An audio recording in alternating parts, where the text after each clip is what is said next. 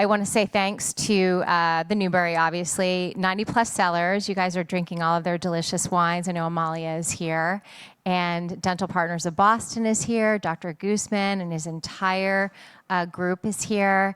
And Dagher Wealth Management, I want to thank. Joss and Maine, I want to thank. All of our partners for Lisa's Book Club, because without them, we cannot do this, because our events are free. Yeah. And I want to special thanks to Winchester Bookends as well, because they are selling Marissa's book. And they're a local bookseller, and we have to support. So you're back in Boston. I'm happy to be here. Yeah. You took the train up. Yeah, the place of my conception. I know. Yeah. Her parents actually met in Boston, so you do have. They met in California, but they moved to Boston right after they got married. Yeah. Yeah. So you have a Boston connection. I do. I was almost born here, just a few weeks. Did they tell you to take pictures today? Yeah, they did. Yeah. I sent them pictures of the autumnal foliage and nice. all, you know. Yeah. The stuff that nothing beats New England. Wow. That, yeah. Well, we spoke a few years ago when Glossy came out. We were at Veronica Beard, but now, and I remember you telling me when I asked you, what are you working on next? You're like, I think I'm going to Paris. Yeah. So tell us how the idea of the Jane Birkin book came about. Well, Jane Birkin was always kind of someone that I knew about, but in a broad way, in that I knew her films a little bit, and I knew her music a little bit, mostly through Serge Gainsbourg, her partner. And I knew that she was, the namesake of the Birkin and had amazing style. But I also just had this innate sense that there was more to her than just this kind of stylish woman. And when she died, I just thought that I had something to say. And that she was the nexus of all of these kinds of interests of mine, which is women's stories and, eras that are really vivid to bring to life, and, finding your voice and finding your own independence away from men. And, it seemed like a story that I really wanted to tell. And I got to go to Paris for it, so exactly. It doesn't hurt. It doesn't hurt. And you speak French fluently. Pretty, yeah. Okay. So the amazing thing about this book, like you're saying, is that the only thing I knew about Jane Birkin was her name. I knew it was synonymous with Hermes and the Birkin bag, but I didn't really know. I knew she was a model, but that was about it. So how did you pull together all of this information when you were in Paris? Give us the backstory on that. It was all kind of at once in different ways. So some of it was in archives, like going to the archives of French Vogue and all different, magazines, and just going through issues in the 70s. The house that she lived in one of them is now a museum, so I was touring that, going to her grave, going to some of her favorite restaurants and hangouts. And it was also interviewing people and seeing movies, and listening to her music and reading her diaries and going through old TV interviews. And, it was just, I could have done it for years and years, but, so it was kind of a full-time job. I remember it was a full-time job. It was almost like a 24-hour job. I remember, taking notes on Christmas Eve and Christmas, but in a way that it was so joyful. Like, it was so much fun. What surprised you the most when you were going through all of this material? I think just her own voice. Maybe it's her Britishness that didn't really come out as much because she spent most of her life after the age of 21 or so in Paris. And she has that British, dry, very self-aware sense of humor that I didn't necessarily expect from her. So there's a kind of cheeky, naughty funniness that really comes out when you read interviews, or especially her diary. And also just, that she was very self-aware. She knew how the world saw her. Right. And how she wanted to see herself. Well, her life was not all parties, and there were a lot of parties. There were a lot of parties, but there was also a lot of sadness. There's a lot of melancholy in this book, it's a challenge because reading takes time. It's not like a movie where it's like the last 20 minutes are sad. You could be spending days or weeks, depending on how fast you read, in a time of her life where there was, death and addiction and illness and, just a lot of tragedy. So the challenge for me as a writer was trying to mix the sort of, high points in their life. Just like anyone, you can be going through a terrible time but still have, a career triumph or just like a wonderful birthday or a really self-aware moment or a film that you watch that sort of calmed you. Yeah. The thing that I found to be the most fascinating was the story of how the Birkin bag actually came about. I had never heard the story before. Can you share it with our group here? Of course. It's a little bit like the meet cute in a rom-com where the two protagonists, meet in a funny way. She was known for carrying a basket, just a literal basket as her bag, for decades.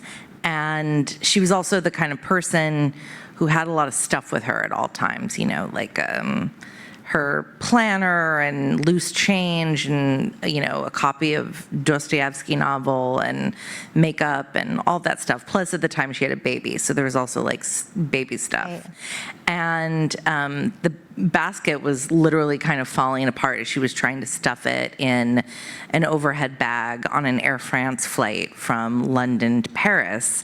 And the guy next to her said, you should really get a better bag. And she joked that when Hermes made it, she would buy one. And he kind of goes, well, I am Hermes. And he was the equivalent of like the CEO and from the family that had long owned and run and still does, the Dumas family.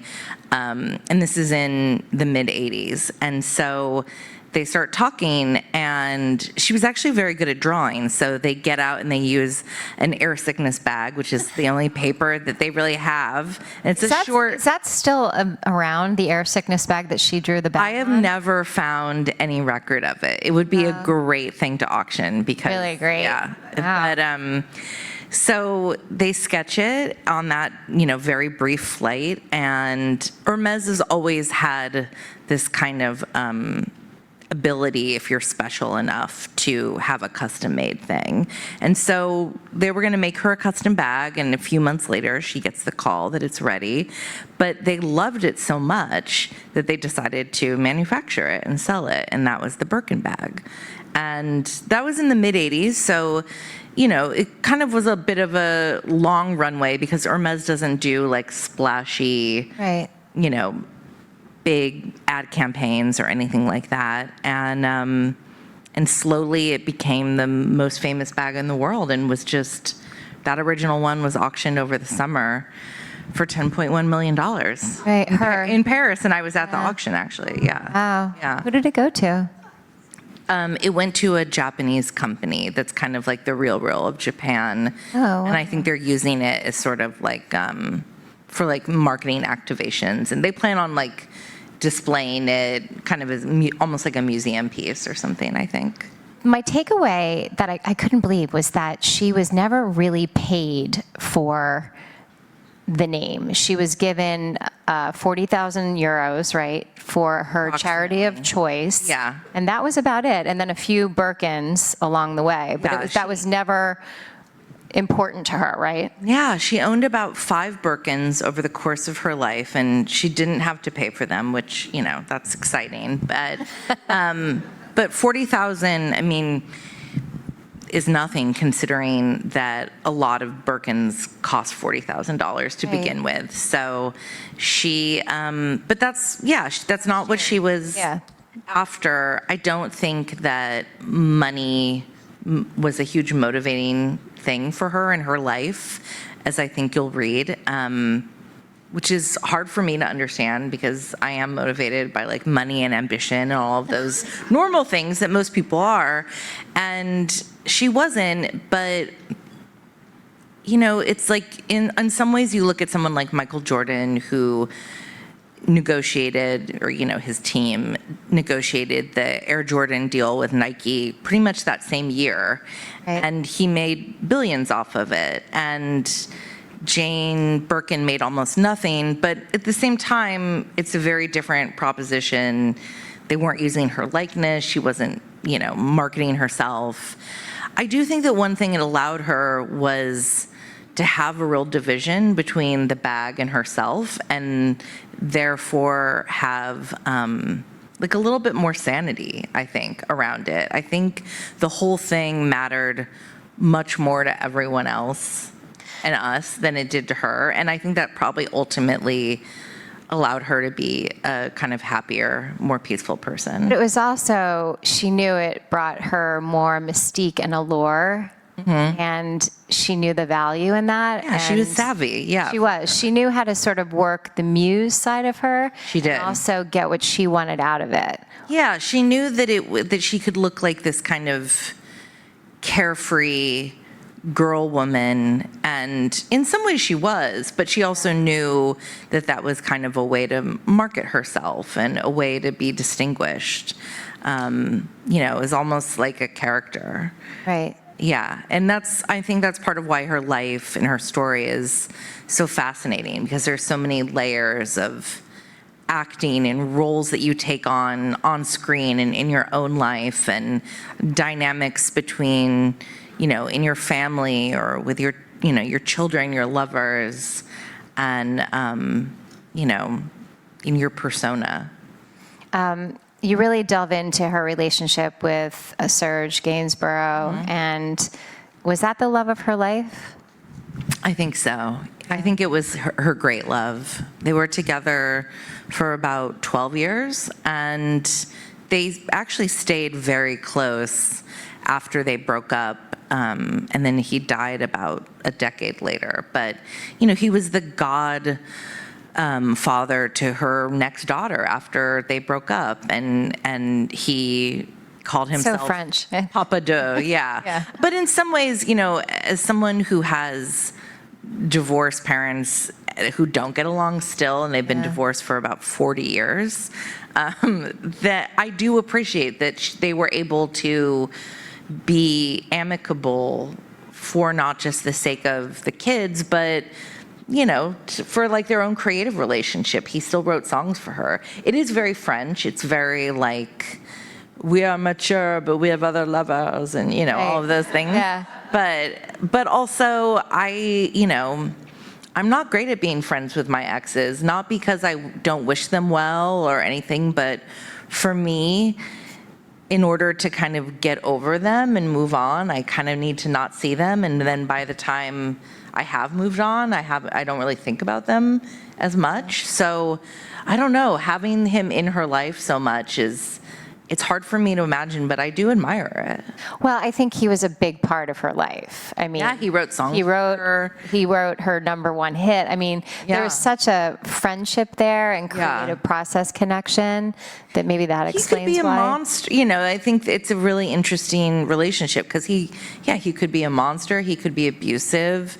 He could be really tender and loving, and I think exploring that dynamic was complicated to write about, but I think it's a fascinating relationship to read about, and I think everyone probably has a slightly different take on it, which is always, which I like as a reader. Let's talk about French girl style and what that is, and how Jane defined that, even though she was from London. Well, the French always have a way of kind of adopting foreigners, or at least some of them, as the ultimate kind of Parisians, like Josephine Baker and Marie Antoinette and Jean Seberg, who's in Breathless, and Jane Birkin. And so there is that kind of little bit of that history there. But I think what Jane Birkin did really well was fuse the sort of youth culture and that like kind of messy rock and roll vintage kind of shabby chic thing that the British do very well, with that kind of like more pulled together high fashion element of the French. So it's like you have the kind of crocheted mini dress, but you're wearing it with Repetto ballet flats. Or, you're wearing a Saint Laurent, I don't know, gown, but you're wearing it backwards. She did that. She did that, yeah. Or you're on the red carpet in Cannes and you're wearing a tuxedo jacket with jeans and your hair down. And, the only makeup is like a little bit of lipstick or something like that. Right, and she wasn't afraid to mix it up. I even think like it was the nice. Birkin. Yeah. It's clear that she didn't have a stylist in the best way possible. She always looked like herself. She let herself evolve in that as she got older, she wanted to wear kind of gowns and dresses less frequently and let herself wear, baggy corduroys if she wanted or whatever. But it wasn't some like hard and fast era. Sometimes you saw her on the red carpet in an evening dress or something like that, and sometimes you saw her in Converse sneakers. And I find that also just like how many people are. Sometimes the only thing that's going to get you out of the house is being able to just be comfortable and wear what you want to wear, and other times you're really in the mood to, dress up and put on something cool. And I don't know, I don't think stars really get that option anymore. So do you think she would have survived the social media era? Do you think, and then my second question is, who is the Jane Birkin of right now, do you think? Is there one? I think... Is that even fair to ask? I mean, we can have ideas together. We can brainstorm. I think she would have survived. I think she would have probably done well on social media if she had been young in the social media era, because she always had a good personality that sort of shone through, even just in a picture or a very brief talk show clip or something. So I think that she would have kind of, there are even things now that go viral of like, 50-year-old interviews with her. Yeah. And in terms of who, I mean, one thing that she did that's very hard is she stayed relevant her whole life, and she died when she was 76. And she also really was the epitome of two different scenes in two different countries in two different distinct eras, the sort of swinging 60s in London, and then the kind of 70s Yves Saint Laurent jet set scene of Paris in the 70s. So I don't know who does that. I mean, in some ways, I think Chloe Sevigny, the actress, remains such an interesting dresser, had a kid later in life, and like has let her style evolve, but it's still always interesting, and has stayed, relevant and taking creative projects and stuff like that. But I don't know. I'm open, Alexa Chung, I think, looks a lot like her. Yes. Kind of in terms of style, but I don't know. Who do you think? Body type. A Hailey Bieber could be someone that could have, maybe not right now, but maybe in the future. I don't know. I think we have to see how she grows. Well, so it's different because I've been thinking a lot about how, this book is called It Girl, and the It Girl sort of evolved a little bit into an influencer. And then the influencer is able to say, here's my 3 million followers, and then sell to them directly. And then that sort of, which is very Hailey Bieber, and then that begets the kind of girl boss or the person who's able to say, well, now I'm starting my own company. Right. And Hailey Bieber sells it for $1 billion. So in some ways, Hailey Bieber is that kind of different era version of those kinds of things, but it's in a very different world and context and values than Jane Birkin had. But Jane floated through, she had a #1 song, she was in film, she was a model, she was always on the cover of Vogue. So often. Yeah. So she really floated between a lot of different things. So if you have to think about someone now who's doing that. Yeah, and those are the best kinds of it girls, where it's hard to describe who they are to like your parents. You know, it's like, well, she Like, DJs. what's her job? and Right, yeah. She was also in this ad campaign, and she dates this famous guy, and she, yeah. Right. Yeah. Is it true that when Jane had her Birkin that she would like put stickers on it and like? Oh, absolutely. Yeah. So she kind of like really roughed it up. She really roughed it up. She had stickers for, I believe, UNICEF and Doctors Without Borders on one. There are a lot of photos. She kept her nail clipper around the Birkin handle. She liked to keep her nails short, and I guess, you know, it was an easy thing to it was kind of her version of a Labubu, I guess, or. Right. And what else did she have? She had like mandala beads. Each one had different things, but you know, it was savvy because she also was always pretty politically active, and she knew that she'd be photographed with it. And the Birkin is a big bag, so she could have a big old sticker for like, you know, Tibet or something like that. And she knew that that would get put in you know, headlines and in newspapers. Has Hermes given you a bag? They don't give anybody bags. No. Really? No, I mean, absolutely not. Nothing? No. I did get to go in Paris and see one of the sort of atelier métiers where they make the bags, which is very cool and almost no one gets to go to. But no, I always just hope that someone will have like an old Birkin that they are trying to get rid of, and they'll sell it to me instead of the real or something. Like I'll save them the trip and they'll give me a good deal or something like that. It needs to happen. Yeah. Wow. Have you met any of her family? No, I haven't. They didn't participate in the book. Charlotte, her daughter with Serge Gainsbourg, did a documentary about her that was kind of very close to when she died. And I think that's kind of what she wanted to say, at least, you know, for the foreseeable future. Right. But no, I've met plenty of people in her life, but not them. Do you think the death of her daughter, Kate, was one of the most impactful and pivotal points in her sort of shift later in life? Yes. So she had a daughter. She had her oldest daughter she had when she was pretty young. She was about, I think, 20.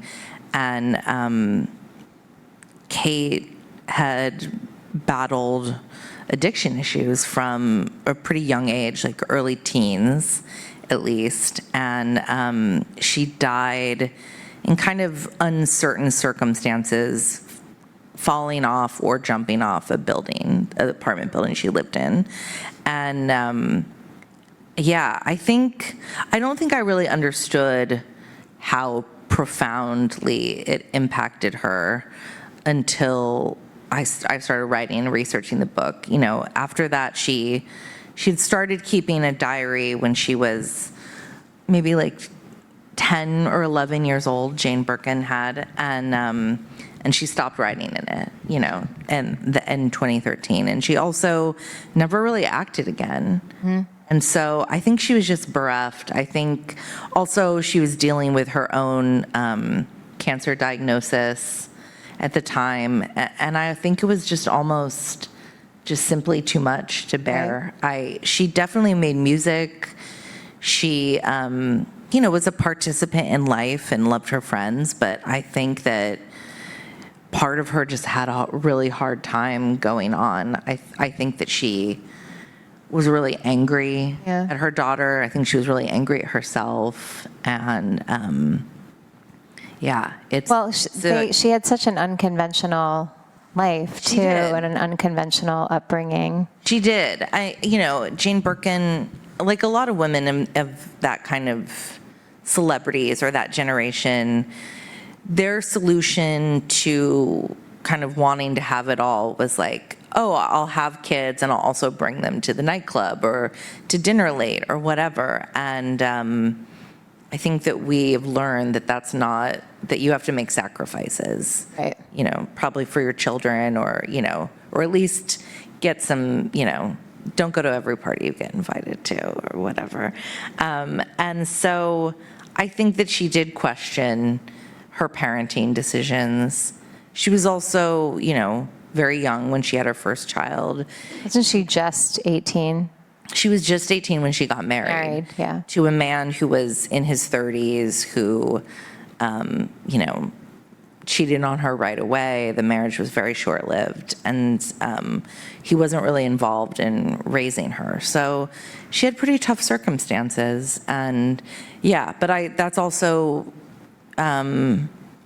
what I think is compelling in the book, is that she is a person who, like anyone, doesn't always make the best decisions, or the decisions that you would make, or the decisions that someone in 2025 would make versus in 1975 or something like that. I think what you're saying, my biggest takeaway was that you're right. The stuff that was happening to her is happening to all of us. And the fact that I never knew that about her, she was just always this iconic woman. And the fact that she had the same struggles that a lot of us deal with, it was really interesting to read. What do you think about the Gen Z, millennial, or just the younger generation, I should say, this kind of book? What do you think what kind of impact do you think it has on them? Because they probably just know her name just because of the handbag. Yeah, although there are a lot of, she's kind of on a lot of mood board accounts and stuff. So she's definitely around on Instagram and TikTok. But you're right. I mean, she is not a household name for them. But I do have a lot of young people coming to events. And I think that, there is so much mystique about the Birkin bag. And she does have such a cool look that, they are embracing it, or they want to know about her. I wrote a thing for Playboy, is always like launching and relaunching, and today they just showed that their next issue, the winter issue, they put photos from 1970 of Jane Birkin on the cover. I wrote an essay with it. So I think that is also proof that, like, there's this young generation that sees her and sees like a different sexuality that I think is very intriguing. Yeah, I totally get that. Can we talk about your covers? So this is the most beautiful cover. It's a really good cover. It's really good. Yeah. How much involvement did you have in this cover and picking the photo and the colors? Because and the size of the book is perfect. Oh, thank you. I just love it. Is this you? Yes and no. I have a few friends who are great graphic designers, and so I asked them. I was like putting together kind of a mood board of like pictures I liked and other book covers I felt inspired by, and I asked them for just thoughts on like colors or like typefaces or things, and they gave me some great tips and photos, and also stuff that they thought, don't do this, it looks dated already, something like that. And then I also just am lucky in that the team that designed it, that also designed my last book, Glossy, just get it. And that's kind of rare sometimes in the world of book publishing. Sometimes they don't want to hear your feedback. And so they came back with 3 very different covers. One was had like pops of color and was like a black and white photo, and one was kind of that classic like Prince Harry memoir or something, where it's like the up close black and white photo, and the other was more like this, and that to me was like the clear one. But they were all really good, and it's just but this one felt so fresh. It was we just ended up kind of tweaking some of the fonts and the colors, but yeah, they really got it. And I just wanted something that felt kind of classic and French, but like I didn't want a Birkin on the cover. I didn't want like a drawing of an Eiffel Tower or a baguette. Even though I love all of those things very much. I know. Will there be any sort of docuseries, show, or movie based on this? There's been a lot of interest in all of those things. None of the contracts have been signed yet, but there's a lot of interest, and so I hope so. I wonder who would play Jane Birkin. I don't know. Who do you want to play Jane Birkin? Well, if you saw Daisy Jones in The Six, right? Elvis's granddaughter, Riley Keough. Riley Keough would be great. She's a wonderful actress. I really like. She's wonderful. And Anne Hathaway would be great, but I think she's a little too old. Yeah, I imagine, I mean, who knows? Everyone does it a different way, but I think you would really want to concentrate on her 20s. Yes. Which is a great, because how many meaty roles are there for like young, hot, I mean, it's hard, but like, you know, for young, hot actresses. So this is such a great role for someone who's young. But yeah, I think you want someone younger than Anne Hathaway. Yeah. I think, I don't know, Lily Rose Depp could be cool. Yeah. Oh, you're not No, that idea? All right. I saw her in The Weeknd came out with Idol. Did you see that? Yeah. What did you think of that? It was kind of like sexy trash. It was so sexy trash. At first I was like, oh, this is so bad, it's brilliant. And then it was kind of like, oh no, it's just bad. Yeah, it was, yeah. I do love the one song in it that is like her song, and I listen to it in the shower. She was good in it. She was good. And she's she good wears in that Nosferatu movie. And she's good. She wears clothes well. So I think from the standpoint of Jane, who always wore clothes well, they could probably Well, also make it work. her mother, Vanessa Paradis, was one of Serge Gainsbourg's other kind of muses, and like he wrote songs for her. Oh, so that would make sense. So there would be a connection there for sure. Yeah. But I don't know. Yeah, I think it's a really cool role, and I'm very excited. I hope it gets made. I want nothing more than to like go on a set and see that transformation. It would be amazing. Yeah. You have to be in it. You have to have a cameo. Oh God, I don't want to cameo. No, too stressful. You know what? Jane Birkin always had bulldogs, and I have a bulldog, so my bulldog could have a cameo. Okay, that's good. So I know you have a blog that you do, and you always give advice on things to buy in Paris pharmacies. Oh yeah. Can you give us like a couple of like, items that we should be buying when we're in Paris? Of course. Like, what are the top things? I've spent so much time buying things in French pharmacies. Yeah. I have a Substack called Soft Power that's about beauty, and people always, I love foreign pharmacies and supermarkets. I always have, and so people are always asking about Paris, and I've spent a lot of time in Parisian pharmacies, especially while researching this book. Okay, what do I love?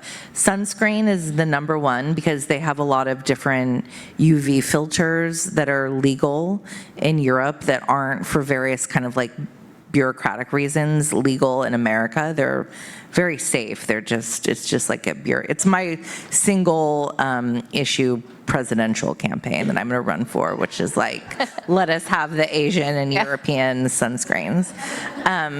So the sunscreens are very good. The formulas are better. The smell is better. The whole thing. So that's one. The latest version is called Eau Solaire, which is almost like contact lens solution feeling, and it's a spray. And all the different pharmacy brands make it. So get Eau Solaire. There's a diaper rash cream called Bepanthen, and a dermatologist in Paris recommended it for my chapped lips. And it's like, a couple bucks for a giant tube. And it's great on my lips, or I put it on like my nails and my cuticles, or on like, anything. And it's great, and it lasts forever. What else? There's Avibon, or A313, which is an over-the-counter retinol that people really love, that you don't need a prescription for. And what else is there?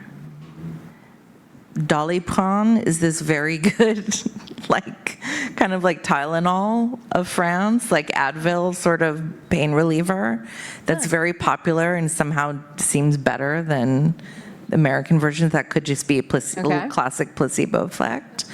What's your favorite outdoor market not like like one of their flea market type places, You mean like farmer's market or flea market? like a flea market. The classic one is in Clignancourt, which is like the very north middle part of Paris, and it's huge. It's kind of too huge. It's like kind of overwhelming. But Paul-Bert and Serpette are like sort of markets within the market, and if you go there, it's a great place for. It's expensive, but it's great for like fantasy browsing of like rugs and antiques and old Chanel bags and stuff like that. And then the market also just has like weirdly like great food and restaurants and little cafes. So it's just a nice browsing. It's great for like inspiration. And then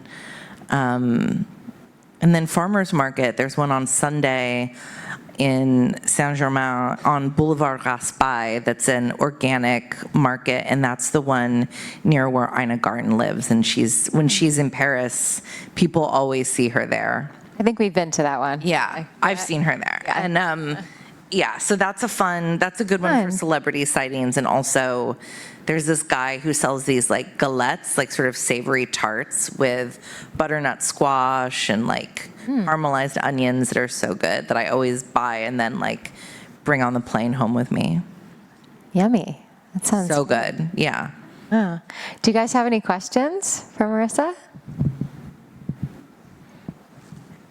So, I don't know if you've seen it, but there's a Vogue article going around right now about how having a boyfriend is embarrassing. Uh-huh.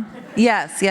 We saw that today. Yes, the British Vogue. Mm-hmm. Right. So, I'm wondering, based on your research of Jane Birkin, what do you think her take would be on this article? Because it's changed my whole mindset as a single 24-year-old, so I'm wondering what you would think she would think about it.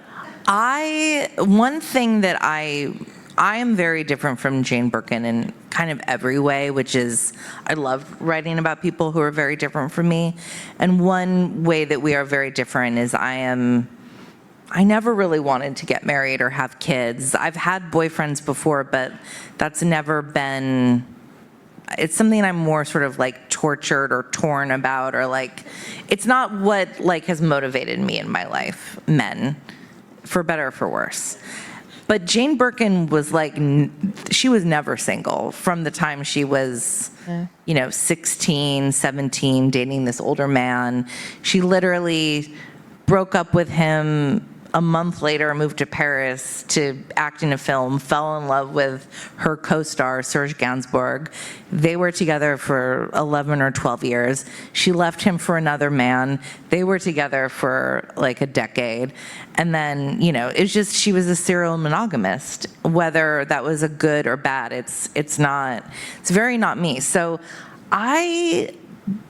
she was a real like, she loved love, she loved romance, she loved big feelings, she loved big fights, big displays of affection. So I think she would have disagreed with the article. I think that it would have not been her style. I personally I do kind of agree with the article, but that is one place in that she and I are very different. So yeah. What would Jane think of fast fashion?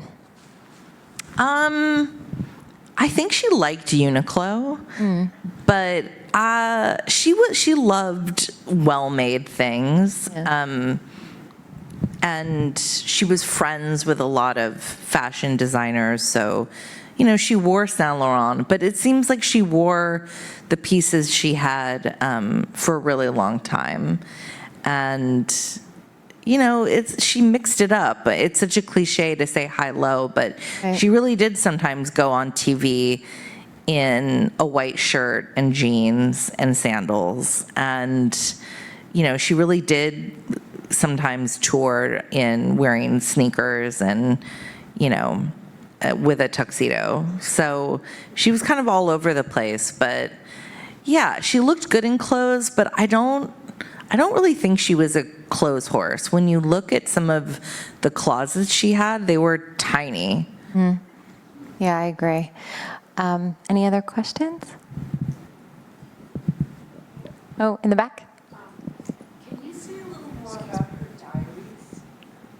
And how did you, or about her diaries, and how important they were to her, and how you got access to them?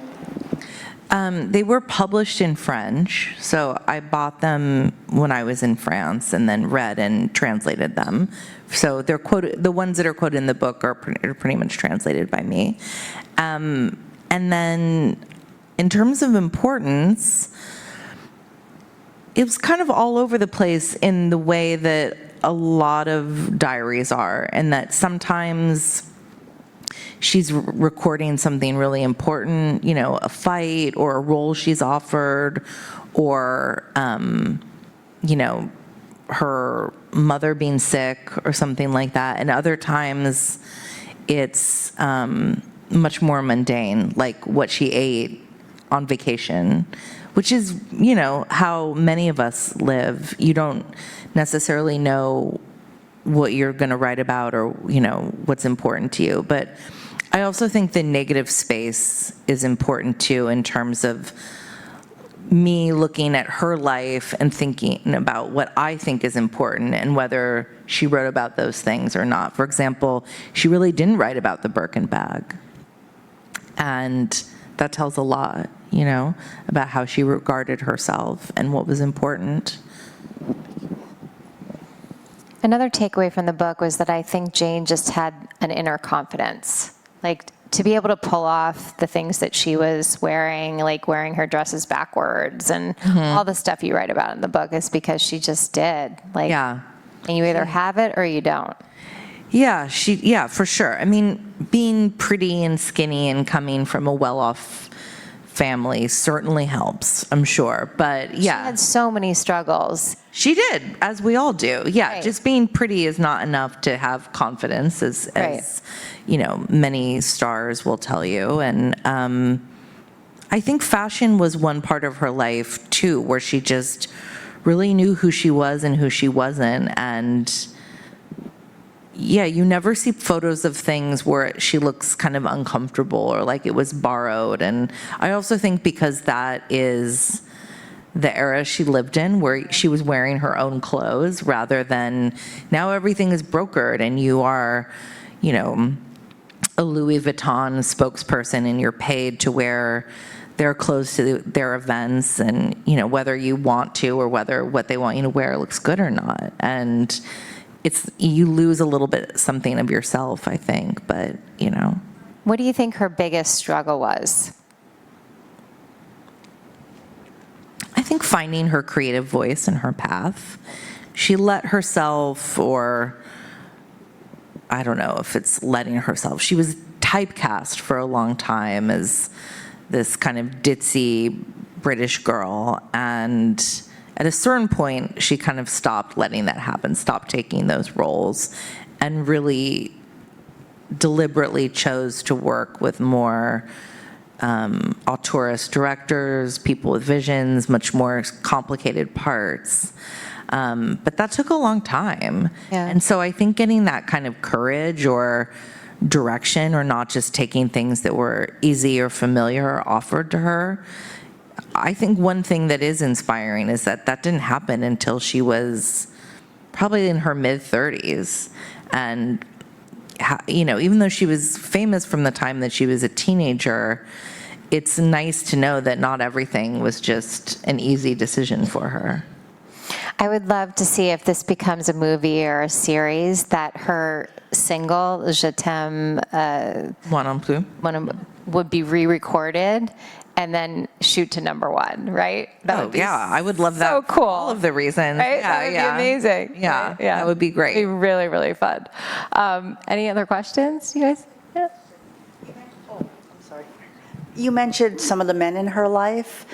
Did she have any close girlfriends, family members, any women in her life that inspired her? Or Yeah, she did, actually. That was one thing of that. She had a lot of men in her life, but she had great friendships with women. And even more important, she had very long friendships. So her best friend, or at least one of them, was Gabrielle Crawford, who was kind of a fellow up-and-coming 60s London girl, and she was actually the, I think, first wife of Michael Crawford, who originated the Phantom of the Opera role and was a British star. And so they were very close for her whole life, and, you know, were together, you know, when she died, and traveled together, and all of those things. She was really close to her family.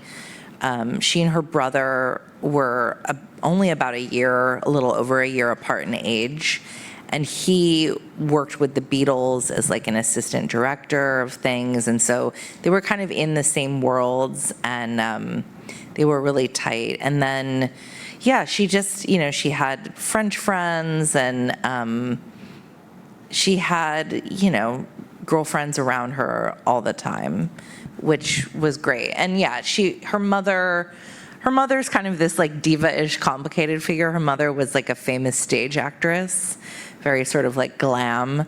And I think she sometimes stressed her out, but they were also very close. So she had this like really grounding family unit, and you know, nieces and nephews and grandparents, and, you know, the kind of thing where a lot of her friends had kids that were the same age, and it really seemed to be the kinds of apartments and houses where people were coming over for dinner all the time. And I think she was a nice cook in a sort of more of a British way than a French way. Like, she loved to make a roast, and she had a country house in Brittany that was beautiful and kind of jumbled and not precious. You know, there's just carpets everywhere and big old pots of things cooking, and kids and dogs and books everywhere. So I think she had a really beautiful life in that sense, and really close friends, many of whom were glam and famous, but a lot of whom weren't,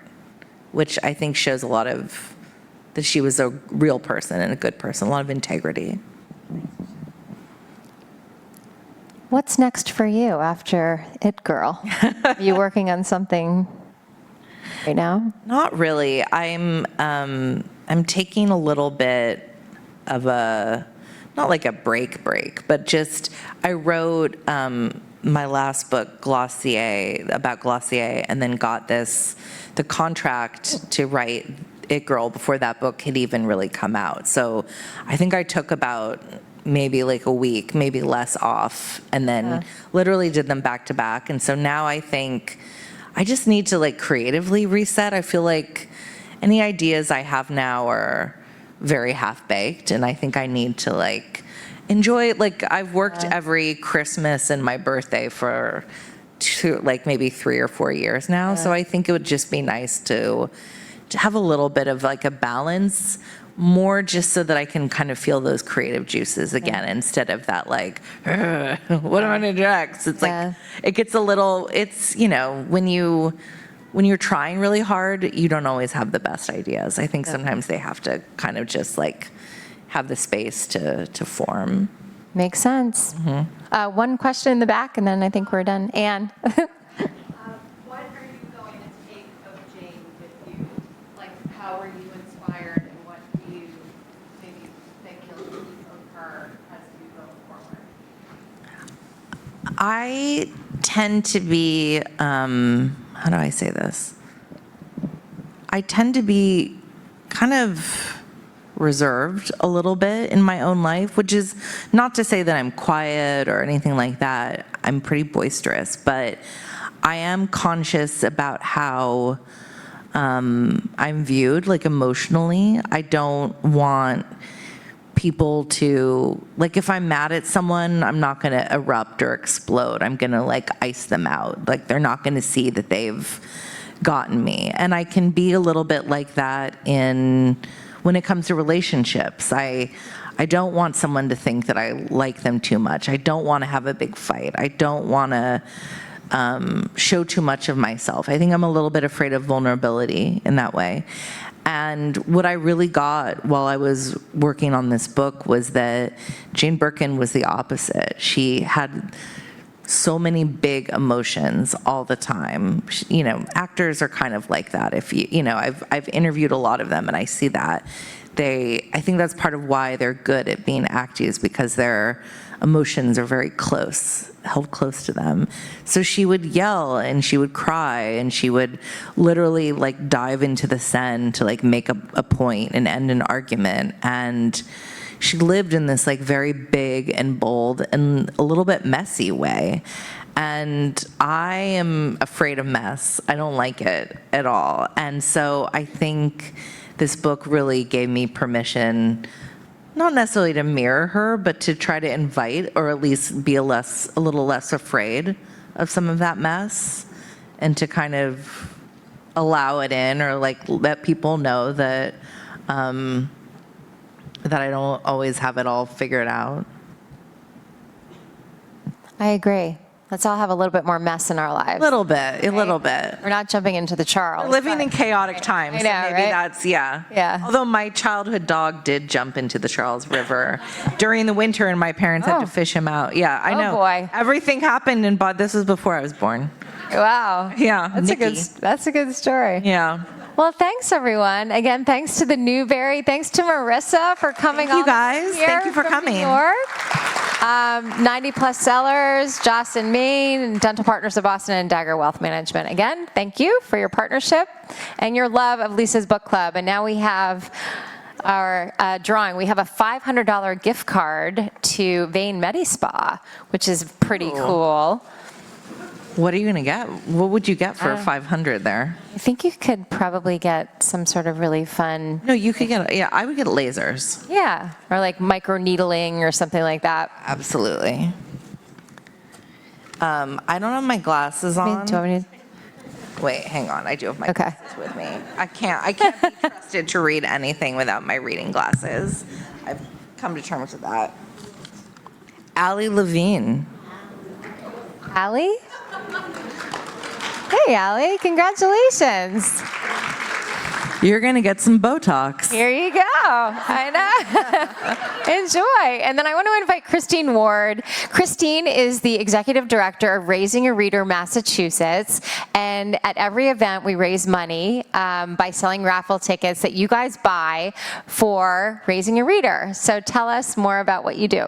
Oh, thank you so much. So Raising a Reader Massachusetts, we're an early literacy family engagement program, and this is our version of the Birkin bag, because this is the foundation for all literacy, by starting with an early literacy foundation, I should say. So this is what's going to get you to lead a happy, successful life, because you've gotten this wonderful foundation. So thank you to you all for helping us raise readers across the state of Massachusetts, and we're very excited to celebrate our 20th year in 2026. So it's been that's going to be a wonderful milestone year for us. So we appreciate all the support that you have shared with us. Thank you so much to Lisa and Marisa for being a part of this event tonight. We couldn't do it without you guys, so it really makes a difference. Thank you. And we have a drawing for Maroon 5 are coming to the Garden on November 22nd. Oh, that's a good show. yeah, that is a good show.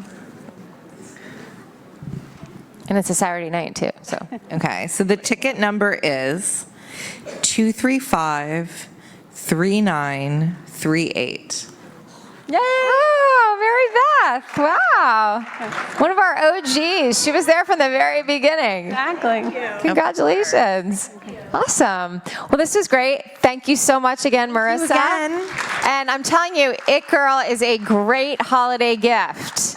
It is. Like you're going to someone's house, like for It's a good little bit of escapism for Paris and London, I will It's say. so great. A nice little housewarming gift. So purchase her book. And thanks again. Thank you.